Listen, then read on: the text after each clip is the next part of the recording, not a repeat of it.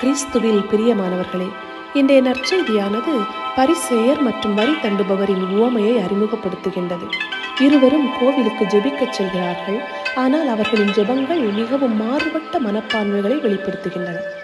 பரிசேயரின் ஜெபம் நேர்மையற்றது, தற்பெருமை நிறைந்தது. அதே நேரத்தில் வரி தண்டுபவரின் ஜெபம் நேர்மையானது மற்றும் தாழ்மையானது. உவமையின் முடிவில் இயேசு பரிசேயர் அல்ல, மாறாக வரி தண்டுபவரே கடவுளுக்கு ஏற்புடையவராக வீடு திரும்பினார் என்றார்.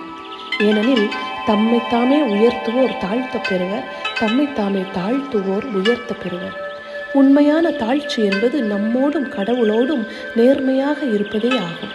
கடவுளின் கருணையை நாம் உண்மையிலேயே புரிந்து கொள்ளும் போது தாழ்ச்சியை கடைபிடித்தல் நமக்கு எளிதாக அமைகின்றது. ஆண்டவராகிய இயேசுவே, நான் என் வாழ்க்கையை தெளிவாக காணவும் நேர்மையோடும் தாழ்ச்சியோடும் உம்மை நோக்கி பயணிக்கவும் எனக்கு அருள் தாரும்.